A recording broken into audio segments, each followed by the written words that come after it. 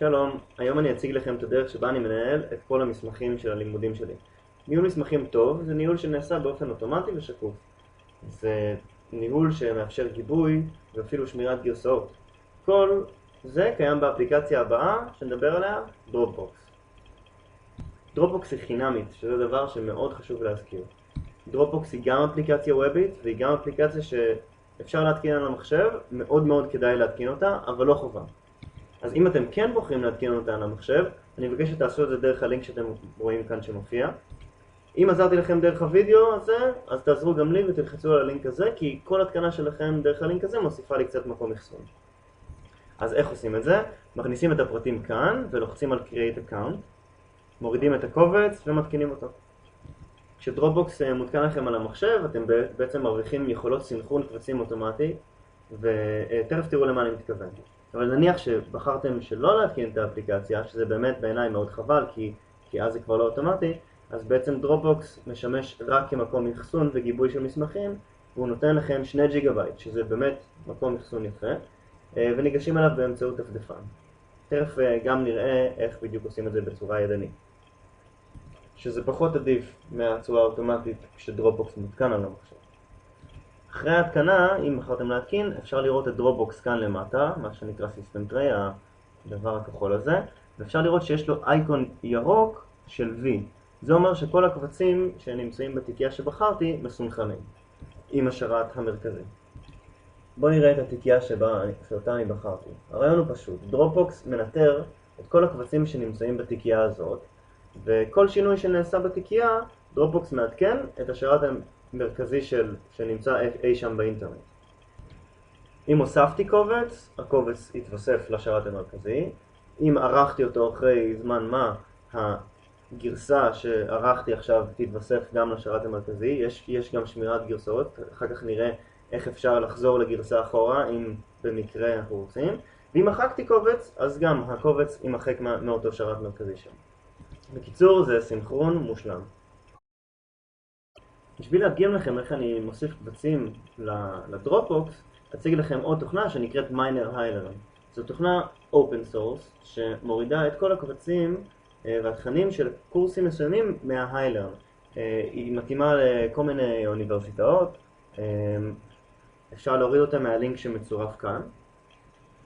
מה שאנחנו צריכים לעשות קודם זה לבחור את האוניברסיטה הרלוונטית, להכניס את ה-username ו-password וללחוץ על התחיל. מופיע לנו החלון הבא, וכאן בוחרים את הקורסים בעצם. אנחנו נבחר את מבוא להנדסת איכות. הנה, כאן, נסמן לו תווי כאן, ונלחץ על אישור. הקבצים מתחילים לרדת. כשהקבצים מסיימים לרדת, אפשר לראות אותם בתוך תיקיית incoming. הנה, כל מה שהיה ב-HighLearn עכשיו נמצא כאן. ניקח את התיקייה הזו ופשוט נשים אותה בתוך שנה ד' שנמצא בתוך My Dropbox.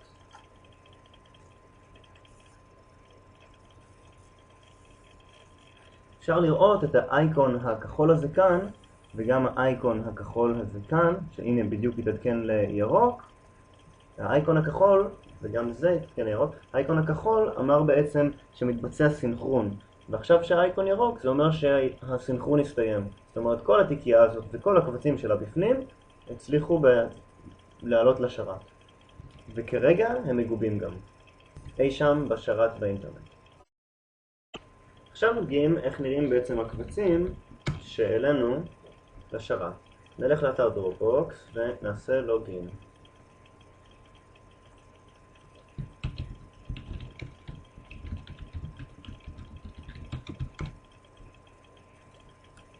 בעצם נראה כרגע כאן את כל הקבצים שנמצאים בספריית My Dropbox. אותם קבצים. ניכנס לתוך שנה ד' ונראה כאן, נצפה לראות את מבוא להנדסת איכות ואת כל הקבצים שנמצאים מתחת. זאת אומרת בדיוק כל הקבצים שיש לנו על המחשב נמצאים עכשיו גם בדרופבוקס באינטרנט. אפשר להוריד אותם, לדוגמה נוריד את דף נוסחאות.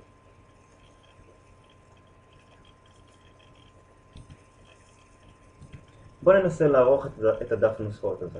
נלך ל-My Dropbox לשנה ד' הנדסת איכות, איפה הוא היה? בדפי נוסחות. בואו ננסה לערוך אותו. כרגע אני עורך אותו על המחשב שלי. זאת אומרת, אני ממש רוצה להרוס אותו, כדי שנוכל לראות את השינוי. אני סוגר אותו, עושה סייב, רואה שיש כאן איזשהו אייקון כחול כזה, כאן על דף נוסחאות 2. אני אחכה עד שהוא יהיה ירוק, הנה הוא ירוק, ובואו ננסה להוריד אותו עכשיו מכאן שוב.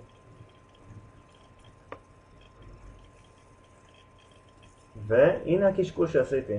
זאת אומרת, השינוי שעשיתי במחשב שלי התעדכן לשרת המרכזי של דרופבוקס, ואז שהורדתי אותו מהשרת המרכזי של דרופבוקס, יכלתי לראות שבאמת השינוי נעשה. עכשיו נניח שאני לא רוצה את הקובץ הזה יותר בכלל, אני רוצה למחוק אותו. אני אלך כאן, אני אלחץ על ה-V הזה, ואני אלחץ על delete. וכן, אני רוצה למחוק אותו. עכשיו בואו נראה מה קורה פה בתיקייה הזו. קודם כל הקובץ נעלם, וגם קיבלתי איזושהי הודעה שהקובץ הזה נמחק. זאת אומרת, מחקתי אותו מהדפדפן שלי, והוא נמחק לי גם מהמחשב. זאת אומרת שיש סינכרון דו-כיווני. גם אם אני עושה שינוי בדפדפן זה משפיע לי על המחשב, וגם אם אני עושה שינוי במחשב זה משפיע לי על מה שיש בשרת המרכזי, שאני רואה דרך הדפדפן. עכשיו נראה איך אפשר להעלות קבצים לדרופבוקס באופן ידני. למה שנרצה לעשות את זה בצורה ידנית? יכולים להיות שני מקרים. אחד, אם בחרתי לא להתקין את דרופבוקס, זה אומר שאני צריך להתקין את השרת המרכזי בצורה ידנית, כי אין לי את האפליקציה שמותקנת על המחשב ועושה את זה בצורה אוטומטית. ושתיים, אם אני נמצא נגיד על מחשב של חבר, או על מחשב פומבי באוניברסיטה איפשהו, אז אני צריך לעשות את זה בצורה ידנית. אז נלך לדפדפן, נלחץ על Upload, נלחץ על Choose File, נגיד נבחר את הקובץ הזה, ונתחיל להעלות אותו. הנה הקובץ הסתיים, ואפילו אפשר לראות הודעה. בואו נראה אותו כאן. הנה, הקובץ הגיע. לאנשים שיש שני מחשבים, דרופבוקס מאוד מאוד מסייע.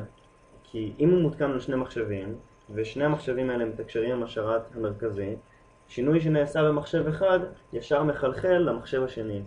זה מאוד מאוד עוזר, לדוגמה, אם אני נמצא באוניברסיטה עם הלפטופ שלי, ויש לי בבית את המחשב השני שלי, ואז באוניברסיטה אני מוסיף מסמך חדש, כותב וזה מסכם איזשהו שיעור, או עורך איזשהו מסמך שאני עושה, ישר אוטומטית המסמך גם בבית משתנה. אני לא צריך לעשות קופי ממחשב למחשב, לא צריך USB בשביל להעביר את המידע אחד לשני, כי מה שקורה, המחשב אחד מעביר את זה לשרת המרכזי, והשרת המרכזי מעביר את זה למחשב השני. הכל בצורה אוטומטית ושקופה, ולא צריך לשבור את הראש על זה. עוד דבר שחשוב לזכור זה שדרופבוקס מאפשר גיבוי.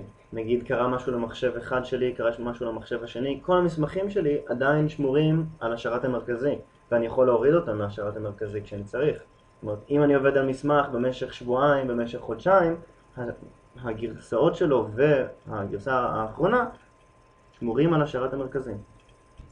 בואו נסתכל על איך הגרסאות עובדות. בואו ניקח את הדף נוסחאות הזה, ובאמת נשנה אותו שוב, כמו שעשינו, דומה למה שעשינו קודם. נשמור אותו. נחכה שהוא יתעדכן, אנחנו רואים פה את האייקון הכחול הזה. נחכה שהוא יתעדכן, והנה אנחנו רואים שהוא יתעדכן.